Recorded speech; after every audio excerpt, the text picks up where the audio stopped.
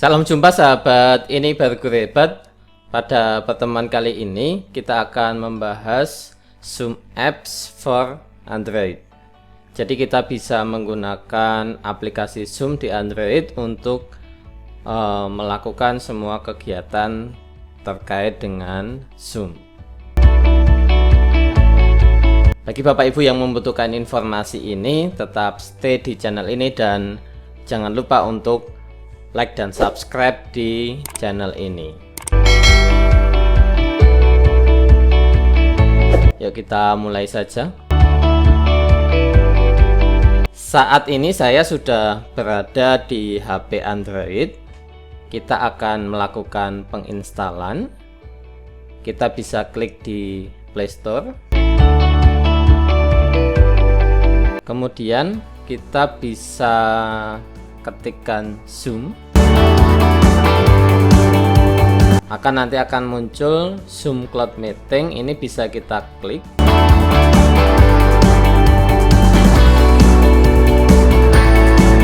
Kemudian kita klik install.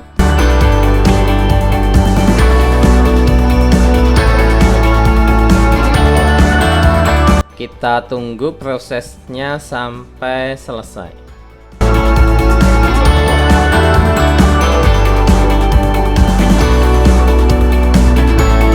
Instalasi Zoom sudah selesai, kita bisa klik open. Kemudian kita bisa masuk dengan akun kita. Kemudian di tampilan ini, apakah kita mau sign in menggunakan fingerprint ID? Ini saya tidak ya, cancel. Saat ini kita sudah ada di Zoom Apps for Android. Kita bisa lihat beberapa menu.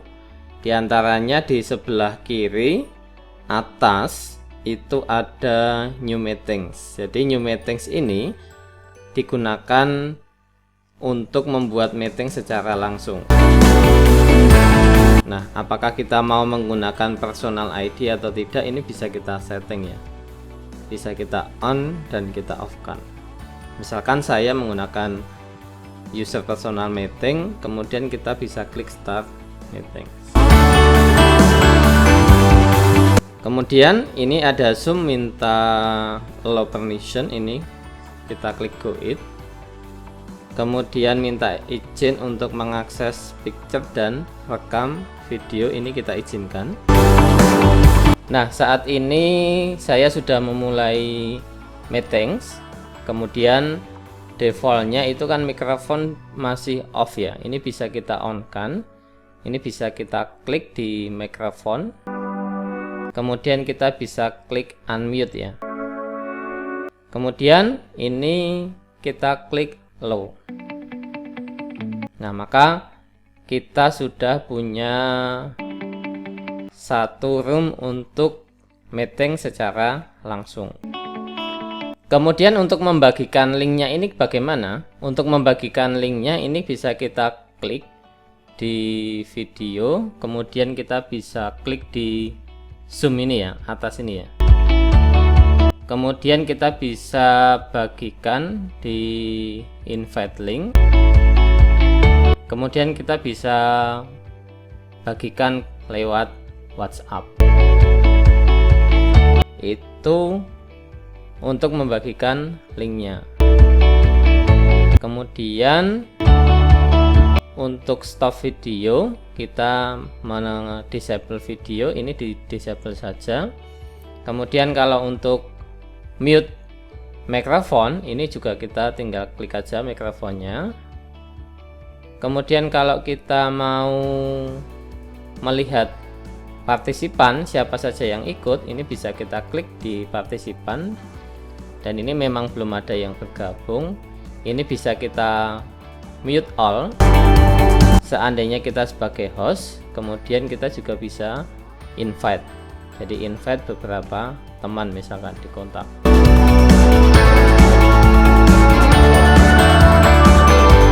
Kemudian di bagian more kita bisa lihat nanti akan ada menu security. Jadi di menu security itu sama di aplikasi di Windows, ada log meeting, waiting room, kemudian hide all profile picture, kemudian share screen. Jadi kalau kita sebagai moderator agar peserta itu bisa share screen, maka ini bisa kita aktifkan di sini. Kalau tidak kita izinkan ya kita di disable. Kemudian chatnya ini bisa kita atur apakah untuk semua orang, kemudian atau hanya untuk host, atau sama sekali di disable. Kalau sama sekali di disable berarti kita pilih no one. Ini berarti chatnya akan di disable. Rata-rata memang ketika Zoom untuk interaksi itu chatnya di everyone.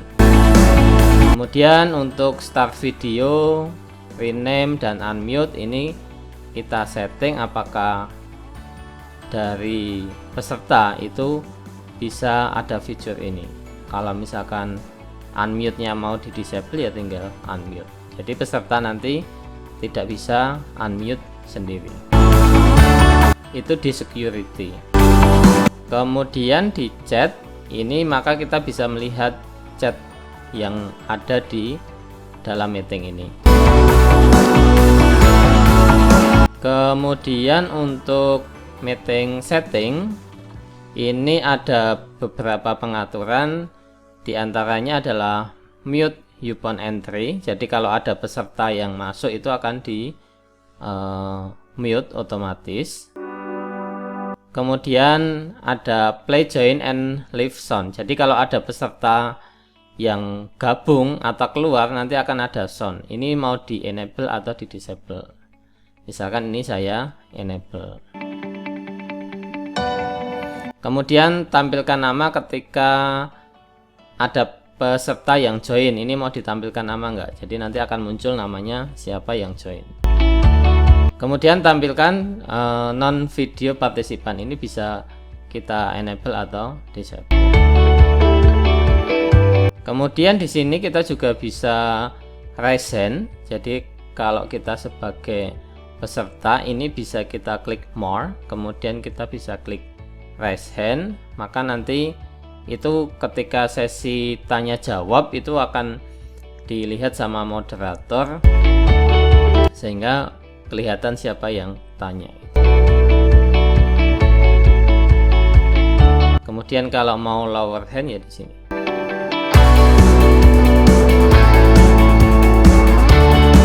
Kemudian di fitur Zoom for Apps ini maka ada ini ya, kameranya bisa dua, bisa menggunakan kamera depan dan kamera belakang. Untuk kamera belakang ya tinggal kita bisa klik atau arah kameranya bisa kita ubah. Nah ini saya pakai kamera belakang.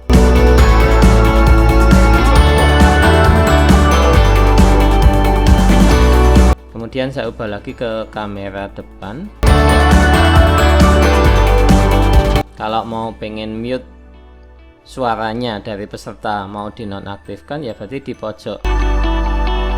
pojok kiri ini itu ada speaker, ini bisa kita matikan. Kemudian kalau mau mengakhiri meeting ya tinggal end meeting ya. Ini bisa kita end meeting. Kemudian end meeting for all kalau kita sebagai host, tapi kalau sebagai peserta ya kita bisa leave meeting. Karena saya sebagai host maka ini saya klik end meeting for all. Itu saat kita menggunakan new meetings ya. Kemudian kalau kita mau join ke meeting, ini tinggal kita klik join. Jadi kita sebagai peserta kita bisa memasukkan meeting ID. Kemudian di sini adalah namanya, nanti bisa kita klik join. Kemudian nanti bisa kita masukkan passwordnya. Kemudian di bagian schedule, kalau kita mau mengagendakan meeting ini bisa kita klik di bagian schedule. Kemudian nanti tema meetingsnya kita klik. Kemudian di bagian tanggalnya, misalkan 24 April 2021. Kemudian jamnya misalkan jam 19. Kemudian to-nya ini kan karena ini Zoom Basic, maka hanya maksimal 40 menit, kita tidak bisa lebih dari itu. Misalkan ini 30 menit ya, 19.30 set. Kemudian di bagian time zone ini kita pilih Jakarta. Kita pilih Jakarta agar waktunya itu sesuai. Nah ini ya Jakarta ya, GMT plus 7. Kita klik.